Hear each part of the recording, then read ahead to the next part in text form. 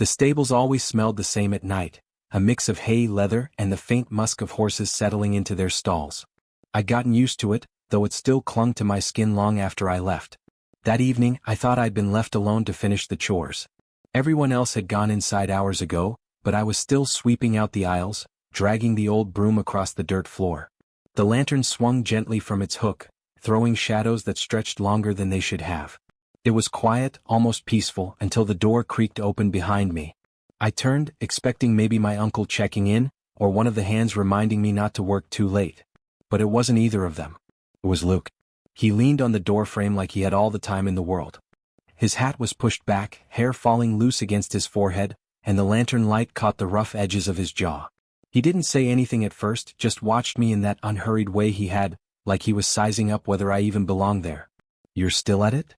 His voice was low, a little rough, the kind that seemed to settle deeper in my chest than in my ears. I shrugged, trying to sound casual. "Someone's gotta finish." He stepped inside, boots crunching against the dirt. The horses shifted as he passed, snorting softly as if they knew him better than I did. Maybe they did. Luke had been working for my uncle for a couple years, but he still carried this quiet distance around him. He wasn't unfriendly, just hard to reach. I bent to lift a bale of hay, trying not to let his presence get to me, but I felt his gaze anyway. It pressed at the edges of me, steady, watchful.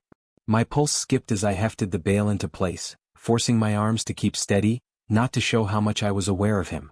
"You shouldn't be doing the heavy stuff alone," he said finally. The words were simple enough, but the tone, the way his eyes lingered on me as he said them, it landed differently. Like he wasn't just talking about hay bales. I laughed lightly, brushing dirt from my hands onto my jeans. "I'm fine. Besides, you weren't exactly rushing to help earlier." His mouth curved into the smallest smile, one that came and went so fast I almost thought I imagined it. "Didn't think you'd still be here." That answer should have been nothing. But the way he looked at me when he said it, steady, unblinking, it wasn't nothing at all. I tried to focus on sweeping, dragging the broom through the hay-dusted floor. But every time I looked up he seemed closer. Not crowding, just there. His presence filled the stable, made the lantern glow feel warmer, made the silence stretch longer. When I bent again to tie a rope, I felt the heat of him at my back before I heard his boots shift. I froze for just a second, heart stumbling against my ribs. He didn't touch me, didn't even say anything. But his nearness was enough to make my hands fumble with the knot. I straightened slowly, not daring to turn around right away. When I finally did, he was just looking at me. Not like a friend, not like a coworker. Something else. And in that look, steady, unhurried, holding me in place without a word, I realized the night wasn't going to end the way it began. Something had shifted. Subtle, quiet, but undeniable. I didn't know what it meant yet. But I knew I'd feel the weight of that look long after I left the stables. The longer he stayed, the harder it became to pretend I wasn't affected. Every scrape of my broom against the dirt floor seemed louder with him watching. Every inhale felt too shallow, like my lungs weren't sure how to work with him near. Luke didn't take over the chores, not like some men would have. He didn't try to prove he could lift more or move faster. Instead, he moved beside me, unhurried, almost deliberate, like the rhythm between us mattered more than the work itself. At one point he slipped off his jacket and tossed it onto a beam. His shirt clung to his back, damp from the heat of the day, stretching across shoulders broad enough to make the horses seem smaller in comparison. I told myself not to notice, but my eyes betrayed me. They lingered too long. And when I dragged my gaze away, I realized he'd caught me. He didn't smirk. Didn't tease. He just held my stare for a moment too long, then bent to grab a bucket. The silence between us grew heavier after that, weighted with something unnamed. I tried to focus on coiling a rope, but my hands moved clumsily. He crouched beside me without a word, his fingers brushing mine as he steadied the frayed end. The touch was fleeting, just skin against skin for a heartbeat, but it was enough to send a current up my arm. I should have pulled back. I didn't. When I glanced up, he was already watching me, his face unreadable but his eyes saying something I couldn't. The air in my chest stuck like it didn't know how to move. We went back to work, but the rhythm had shifted. His shoulder brushed mine when we lifted a bale together. Our boots scuffed close enough that sometimes they touched. And once, when I leaned too far with the broom, his hand steadied my elbow. He didn't let go right away. I swallowed hard, pretending not to notice how long his grip lingered, how warm it felt. But my body noticed. Every nerve seemed to spark to life where his hand had been. Eventually, I bent down to tie a rope around a gate. I was halfway through the knot when I froze, because I felt it. The heat of him behind me. Closer than he needed to be. My breath hitched. I didn't dare turn around, but I could feel it. The faint brush of his breath ghosting over the side of my neck. My fingers stalled on the rope. The whole world seemed to narrow to that one spot of warmth, to the space between us that barely existed anymore. He didn't touch me. Not yet. But he didn't move away either. I forced my hands to keep moving, fumbling the knot tighter than necessary, my pulse pounding so loud I was sure he could hear it. When I finally straightened, he stepped back, only slightly. Enough to give me air, not enough to take away the weight of what had just happened. I turned, expecting him to say something. But he didn't. He just looked at me, steady and quiet, like the silence itself was the conversation. I felt my throat tighten, words hovering but refusing to form. I wanted to ask him why he was still here. Why he'd come back when everyone else had gone inside. Why he was standing so close to me, so close it couldn't possibly be nothing. But I didn't. I just stood there, my chest heaving with unspoken questions, while his eyes lingered on mine long enough to tell me he knew. Neither of us said it out loud. But we didn't have to. The way he stood behind me in that stable, close enough to feel his breath, close enough to know he could have stepped back but didn't, it wasn't an accident. And I couldn't pretend it was nothing anymore. The silence between us didn't let up after that. It wasn't the kind of silence you could ignore. It pressed in from all sides, louder than words, louder than the shuffle of hooves or the creak of the wooden beams above us. Every move I made seemed amplified. The scrape of a broom. The rustle of hay. The uneven sound of my breathing. I thought maybe if I worked faster it would ease, but Luke didn't let it. He matched my pace, steady, unhurried, his presence hanging close without ever crossing the line outright. One of the horses kicked against the stall, startling me. I turned too quick, nearly dropping the broom, but Luke was already there. He reached out, laying his palm against the horse's neck. His touch was firm, gentle, sure. The animal calmed almost instantly, its restless shifting quieting into stillness. I stared at the way his hand moved, steadying the horse with nothing more than patience and calm. My chest tightened, not because of the horse but because of how easy it seemed for him. "You're good with them," I said finally. My voice cracked more than I wanted it to. He glanced at me, and for a moment, his eyes softened in a way I wasn't ready for. "I just know when to be quiet." The words hit harder than they should have. They didn't feel like they were only about the horse. They felt like something else. Something about me. About us. I didn't answer. Couldn't. Instead, I leaned against a wooden beam, trying to steady myself. The stable smelled heavier in that moment. The hay, the sweat, the faint smoke of the lantern, all of it pressing in on me. Luke came to stand beside me, leaning against the same beam, his arm close enough to brush mine. He didn't move away, and I didn't either. The silence swelled again, but this time it wasn't empty. It was full. Full of everything neither of us knew how to say. I could feel the warmth of him through the inch of space, or lack of space, between us. My heart thudded hard enough that I had to look away, staring at the lantern light flickering against the far wall. When I finally dared to glance back, his eyes were already on me. Steady. Unflinching. I felt stripped bare under that look, like he could see everything I was trying not to admit. And the worst part, or maybe the best, was that I didn't want him to stop. For a long moment, neither of us spoke. The horses shifted, the night hummed outside the stable walls, and the lantern swayed slightly, sending shadows across his face. I swallowed hard, fighting the urge to break the silence with something clumsy. But I didn't. Because somehow the silence was already saying enough. It was saying, "I see you." It was saying, "I feel it too." And I knew, in that suspended moment, that something had changed between us. Quietly. Without a single word. When I finally pulled my gaze away, it wasn't because I wanted to. It was because I was afraid of what might happen if I didn't. But even as I looked down, pretending to focus on the frayed rope in my hands, I felt it. The shift. The unspoken. And I knew neither of us could pretend anymore. It happened so suddenly I didn't have time to think. I'd been shifting a lantern from one beam to another when my hand slipped. It clattered against the dirt floor, the flames sputtering but miraculously holding. I cursed under my breath, dropping to my knees to grab it before it rolled. But before I could, Luke was there. His hand caught mine around the handle, steadying it, steadying me.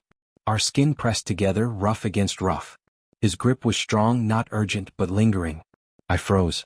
The lantern sat safely between us, its glow flickering against our joined hands. But I didn't see the light. I saw his face, just inches from mine, shadow and firelight sculpting every angle. His jaw set firm, but his eyes, God, his eyes, were soft in a way I hadn't seen before. I didn't breathe. Couldn't. His thumb brushed lightly against my knuckle. Maybe it was an accident. Maybe not. But the touch was enough to send a jolt through me, something that spread heat across my chest and locked my knees into the dirt. He didn't move. Neither did I. For a suspended moment, it was just us, locked there in the dim stable, holding something more fragile than the lantern flame. And then just as quick he let go. The lantern was safe in my grip, but my hands trembled as though I'd nearly dropped it again. He leaned back, standing, pretending it was nothing. But it wasn't nothing. Not to me. I set the lantern carefully back on its hook, my fingers unsteady. I told myself to focus on the horses, the ropes, the sweeping. Anything but him. But my skin still buzzed where he'd touched me, a hum that refused to quiet. Luke didn't say a word. He went back to work, moving with that same steady calm he always had, like he hadn't just lit a fire in me without meaning to. Or maybe he had meant to. I couldn't tell. Minutes stretched, each one dragging longer than it should. I tried to act normal, but the memory of his hand over mine kept replaying in my head. The weight of it. The heat. The way he hadn't let go right away. When I finally worked up the nerve to glance at him, he was already looking at me. Not staring. Just watching. Like he always did. But this time I didn't look away. Something flickered in his eyes then, something that felt dangerously close to confession. My chest tightened, my mouth going dry. He turned away before I could say anything, crouching to check a latch on one of the gates. I exhaled, long and shaky, realizing I'd been holding my breath. The silence returned, thick and unrelenting. But it wasn't the same silence as before. This one was heavier. Full of the touch that still lingered, still burned into my skin. I busied myself tying a rope, hands clumsy, mind reeling. I thought about walking away, about heading inside and leaving it all unspoken. But my body wouldn't move. My feet stayed planted, drawn to the space between us like gravity. And when he stood again, dusting his palms against his jeans, his shoulder brushed mine as he passed. Light. Casual. But not casual at all. The touch stayed. Even when he stepped away, even when the space stretched wider between us, I felt it. A warmth that wasn't fading. I wanted to ask him what it meant. I wanted to say his name just to hear what it sounded like in the air between us. But I couldn't. So I kept working, pretending the night hadn't shifted, pretending the horses were the only ones restless in their stalls. But deep down I knew the truth. It wasn't just the lantern I'd almost dropped. It was me. And Luke had caught me before I even knew I was falling. The chores should have ended long before midnight, but neither of us seemed willing to say it. I found myself moving slower, dragging out every small task just to keep the hours stretched. Luke didn't leave either. He leaned against a post while I stacked brushes, or carried a bucket to the corner I'd already swept, like we were both pretending there was work left to do. The horses had grown quiet. Their shifting hooves and soft snorts had faded to a steady calm, the stable breathing along with us. Outside, the crickets filled the night, but in here it was just us. I sank onto a bale of hay, finally too tired to keep finding excuses. Luke followed, settling a few feet away. Not close enough to touch, but close enough that the air between us seemed charged. For a while we sat in silence. I tried to keep my hands busy, picking at a loose strand of twine on my jeans. But the words pressed at my chest, demanding to be said. "It doesn't feel like nothing," I said finally, my voice low, almost swallowed by the night. The moment the words slipped out, I wanted to drag them back. But I couldn't. They hung there, heavy and alive, like smoke you can't wave away. Luke turned his head, his face half shadow, half lantern glow. His eyes searched mine, steady, unshaken. And then, in that quiet way of his, he said, "No. It doesn't." That was all. Just 2 words.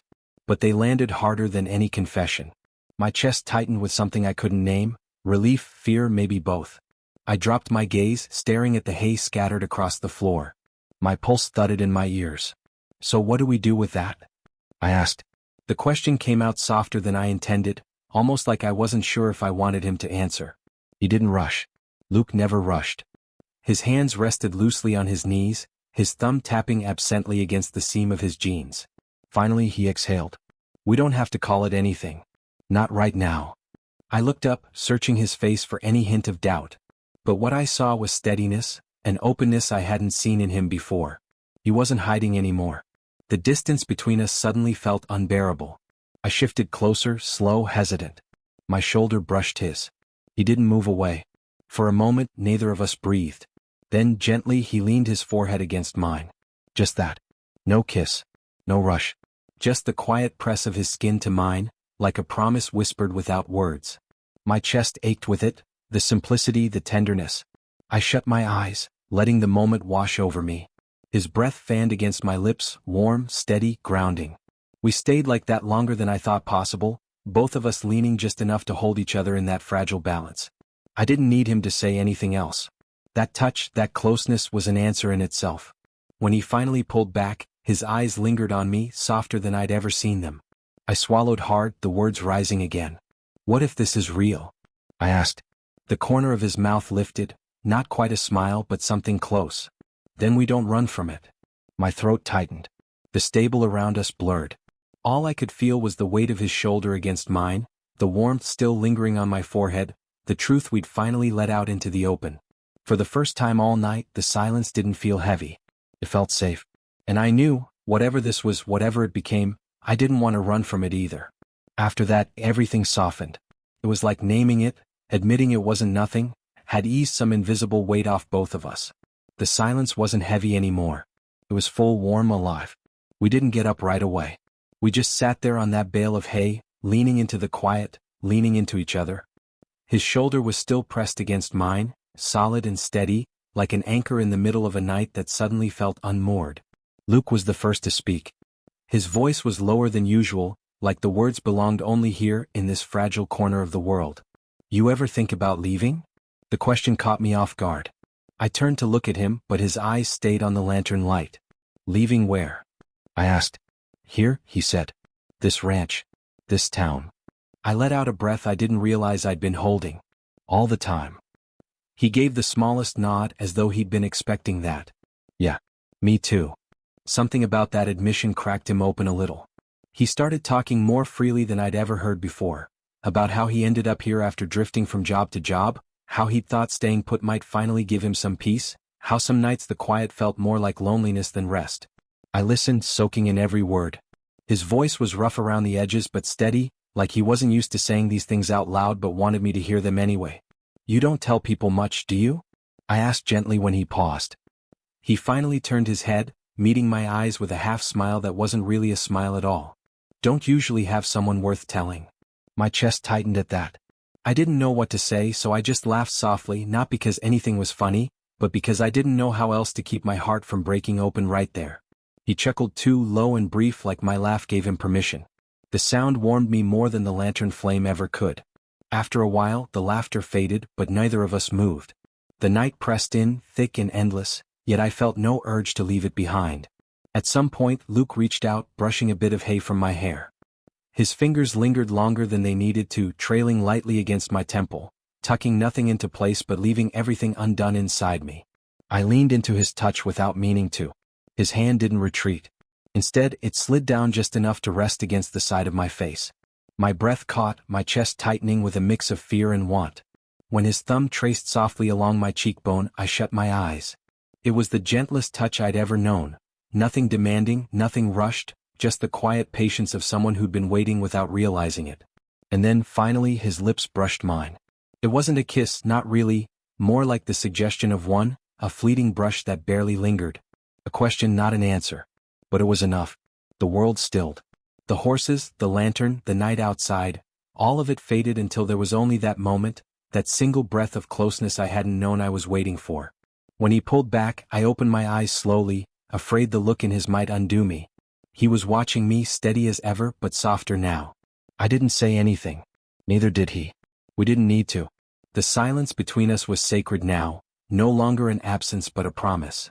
So we stayed like that, sitting shoulder to shoulder, his hand still warm against my cheek, the air between us charged with something fragile and new. I didn't know how long we sat there. I only knew that when the night finally gave way to morning, nothing would be the same again. And for the first time, I wasn't afraid of that. I didn't know I'd been waiting for this. But I had. By the time I noticed the first thread of light slipping through the cracks in the stable walls, I realized we'd been sitting there for hours. The night had bled away without either of us moving much, content to let the world turn while we stayed suspended in that fragile bubble. Luke's shoulder was still against mine, his presence steady, unyielding. My head had tipped slightly toward him somewhere along the way, close enough that I could hear the rhythm of his breathing. Slow. Sure. The kind of sound that settles you down when you don't realize you're restless. The horses stirred as the dawn crept closer. A few soft nickers, the sound of hooves shifting in straw. I sat up straighter, stretching my stiff back, though I didn't move away from him. "Morning snuck up on us," I murmured, voice rough from disuse. "Guess it did," he said, his words carrying the quiet weight of someone who didn't regret it. I rubbed my palms together, suddenly aware of the chill that had settled into the stable. Without a word, Luke shrugged off his jacket and draped it over my shoulders. The weight of it, the warmth, the faint smell of him clinging to the fabric, it hit me harder than any grand gesture could. "Thanks," I said softly. He just nodded as if it were the most natural thing in the world. For a while, we busied ourselves with the morning tasks, the routine somehow comforting in its normalcy. Filling water buckets, tossing fresh hay, sliding open the stable doors to let the cool dawn air roll through. But even as we worked, the closeness from the night didn't fade. Our hands brushed more than once. And when they did, neither of us pulled back right away. At one point, as I was fastening a latch, his hand covered mine again, steadying me like before. But this time he didn't let go quickly. He left it there, warm and grounding, until I finally turned my hand over to press against his. The smallest motion. But it felt enormous. We stood there like that, holding nothing but each other's hands as the sun climbed a little higher. I wanted to ask him 1,000 questions. About what this meant, about what came next, about whether this was just a night we'd remember or the start of something more. But when I looked up at him, the calm in his expression told me I didn't need to. "Whatever this is," I said finally, my voice steadier than I felt, "I don't want to undo it." His thumb brushed against my knuckles, slow, deliberate. He nodded once, firm, like the words had settled into him. "Me neither. We didn't make promises. Didn't label it.